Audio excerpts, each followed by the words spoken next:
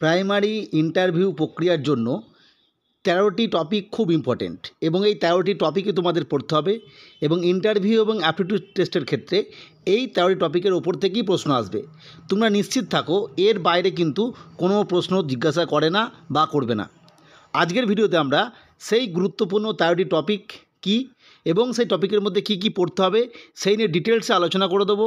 তোমরা যারা প্রাইমারি ইন্টারভিউর জন্য প্রিপারেশান নিচ্ছ তারা অবশ্যই ভিডিওটি স্কিপ না করে পুরোটি দেখো। ১৩টি টপিকের প্রথম দুটো টপিক একই সাথে আলোচনা করব, সেটা হচ্ছে academic qualification and professional qualification.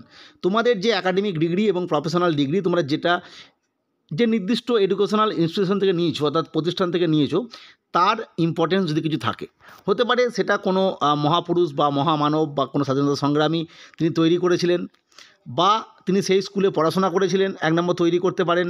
২ নম্বর তিনি পড়াশোনা করতে পারেন বা এমনও হতে পারে যে ওই বিদ্যালয়টি বা প্রতিষ্ঠানটির কোনো মহান পুরুষের নাম দিয়ে হয়েছে, ফলে এখান থেকে প্রশ্ন করতে পারে যেটি কে তৈরি করেছিলেন বা এর সঙ্গে কোন মহাপুরুষের নাম জড়িত। এবং কোনো নাম দিয়ে থাকলে এটাও জিজ্ঞাসা করতে দেখা গেছে যে সেই মহাপুরুষটার জন্মসাল কবে।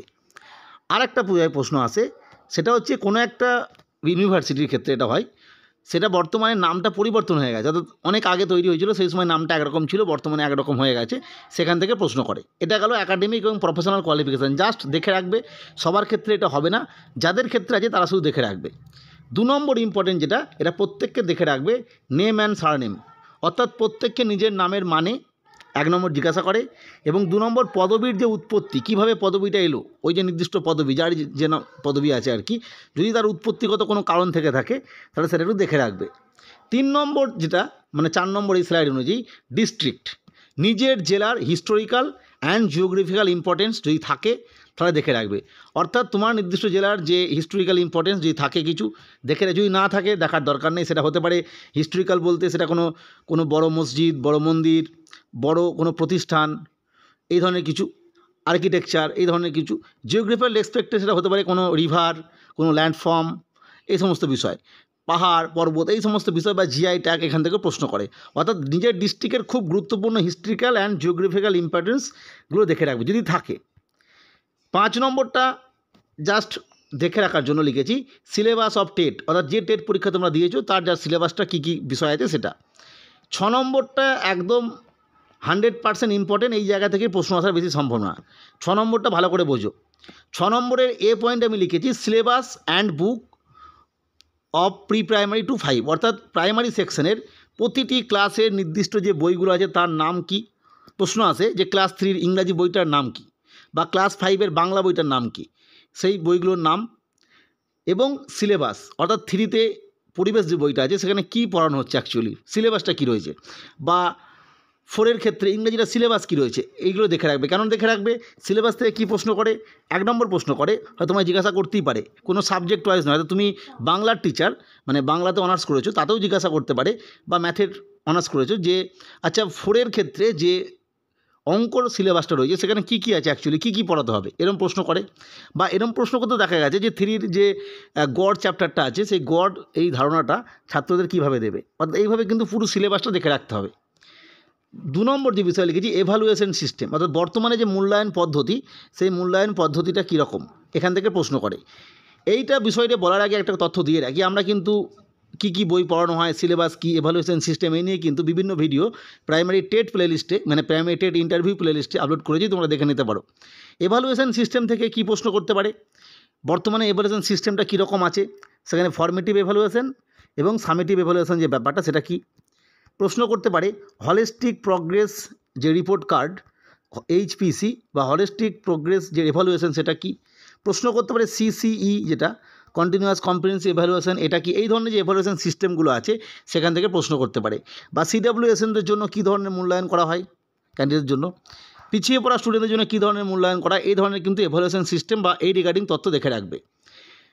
৩ নম্বর যে বিষয়টা প্রশ্ন করা হয়, এক্সট্রা কারিকুলার অ্যাক্টিভিটি, অর্থাৎ যে শিক্ষা সেই শিক্ষার বাদ দিয়ে যে এক্সট্রা কারিকুলার অ্যাক্টিভিটি, শারীরিক শিক্ষা এবং কলা শিক্ষা, সেই বিষয়ে প্রশ্ন করতে দেখা গেছে যে এই নিয়ে কী ধরনের পোর্টস হয়, এখানে আপনি কী উন্নতি করাবেন, হয়তো আপনার কোনো নির্দিষ্ট একটা যোগ্যতা আছে, হয়তো আপনি যোগা করেছেন, সেই সার্টিফিকেটটা দেখাচ্ছেন, বা কোনো একটা স্পোর্টস রিলেটেড অ্যাওয়ার্ড আপনি দেখাচ্ছেন। সেক্ষেত্রে জিজ্ঞাসা করতে পারে এই যে সার্টিফিকেট আপনার আছে বা এই যোগ্যতাটা আপনার আছে, এক্ষেত্রে আপনি ওই স্কুলে গিয়ে ছাত্রদের কী উন্নতি করাবেন। ডি যেটা লিখেছি সেলিব্রেশন ডে অ্যান্ড অকেশন, অর্থাৎ বিদ্যালয়ের বিভিন্ন যে ডেগুলো সেলিব্রেশন হয় বা অকেশন হয়, ডে এবং অকেশন নিয়ে আলাদা ভিডিও আছে, তোমরা দেখে নেবে। সেটা হতে পারে Republic day, independence day, children day, teachers day, এই ধরনের ডে। বা অকেশান বলতে হতে পারে বিদ্যালয়ের প্রতিষ্ঠা দিবস, বিদ্যালয়ের বাৎসরিক অনুষ্ঠান, বিদ্যালয়ের ক্রীড়া প্রতিযোগিতা, এই ধরনের বিষয় নিয়ে কিন্তু প্রশ্ন করতে দেখা গেছে। এগুলো একটু দেখে রাখবে, তো কী কী অনুষ্ঠান হয়, কোন সময় কী অনুষ্ঠান হয়, এই রিগার্ডিং।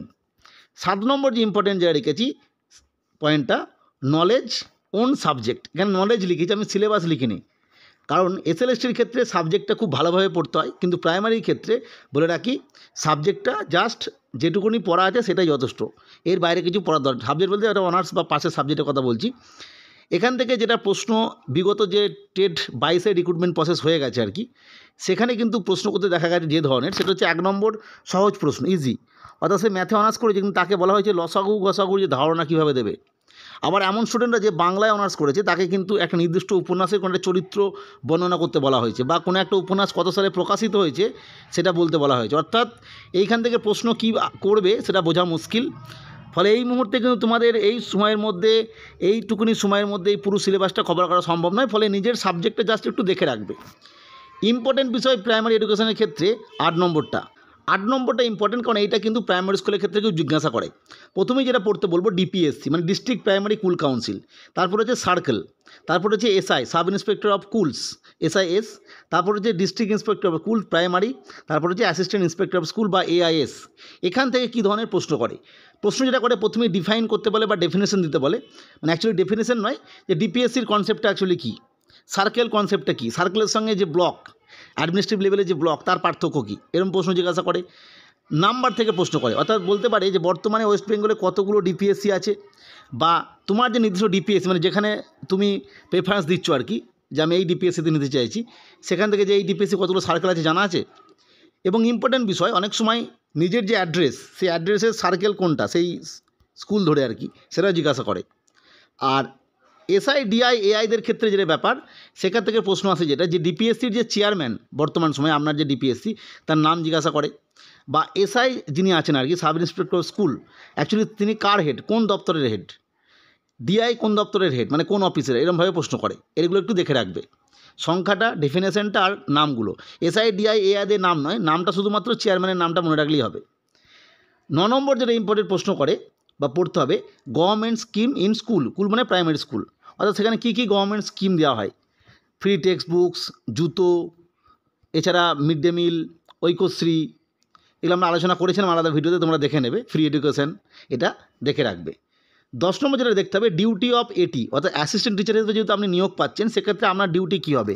যে কোনো ইন্টারভিউয়ের ক্ষেত্রে যে পোস্টের জন্য আপনি অ্যাপ্লাই করছেন, সেই পোস্টের ডিউটিটা কিন্তু আগে থেকে জানতে হয়।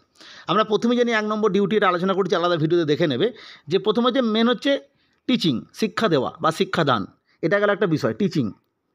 এছাড়াও কিন্তু অন্য আরও টিচিংয়ের মধ্যেই কিন্তু এক্সট্রা কারিকুলার অ্যাক্টিভিটি পড়ে যাচ্ছে, সেখানে সাইড শিক্ষা, কলা শিক্ষা, এছাড়াও কিন্তু নন টিচিং অ্যাক্টিভিটি কিন্তু করতে হয় প্রাইমারি স্কুলের ক্ষেত্রে, যেহেতু সেখানে ক্লার্ক নেই বা গ্রুপ ডি স্টাফ নেই বা টিচার সংখ্যা কম, ছাত্র সংখ্যা কমের জন্য। সেক্ষেত্রে হেড টিচারকে সহযোগিতা করা, বিভিন্ন অফিসে তথ্য নিয়ে যাওয়া, নিয়ে আসা, রেজিস্টার তৈরি করা, এই সমস্ত বিষয় সেদিন আলাদা আলোচনা করেছি, দেখে নেবে। এটা কিন্তু পড়তে হবে তোমাদেরকে, ডিউটি অফ এটি। 11, 12 এবং 13টা খুব ইম্পর্টেন্ট, এই জায়গা থেকে কিছু প্রশ্ন করে। Psychological question, hypothetical question, pedagogical question. এই পেডাগজিক্যাল কোশ্চেনটা আমি আলোচনা করে দিই 12 নম্বরটা।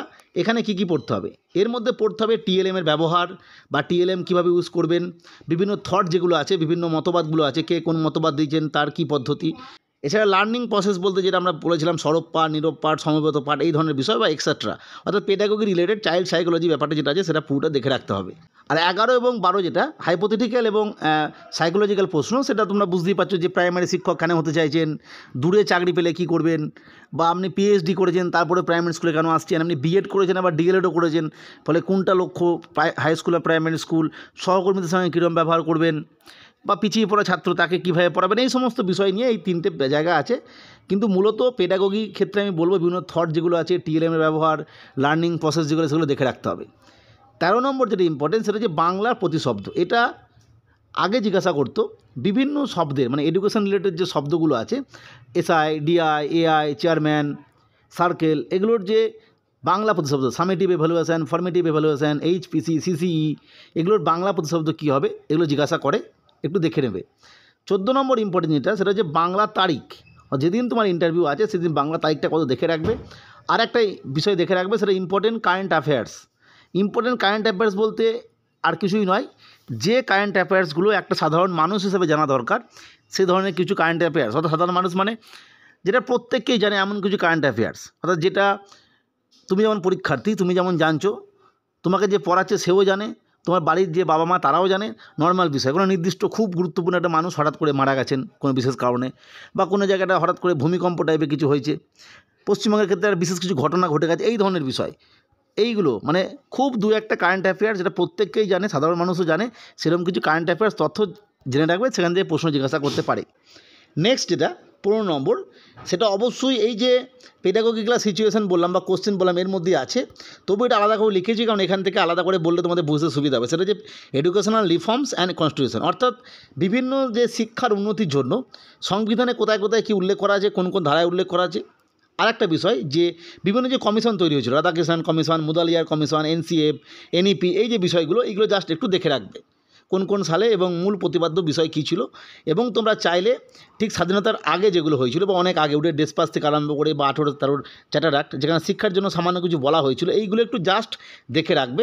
স্বাধীনতার পরে ভালো করে দেখে রাখবে এবং কোনটা স্বাধীনতার প্রথম হওয়ার পরই হয়েছিল, স্বাধীনতার ঠিক আগে কোনটা হয়েছিল, মানে এর সঙ্গে যুক্ত মানুষজনের নাম কি, সেগুলো দেখে রাখবে। মূলত এই কটা দেখে রাখো তাহলেই যথেষ্ট, এটা পড়লেই অনেক সময় লেগে যাবে। অবশ্যই পরবর্তী আপডেটের জন্য চ্যানেলটিকে সাবস্ক্রাইব করে রেখো। ভিডিওটি দেখার জন্য প্রত্যেককে অসংখ্য ধন্যবাদ।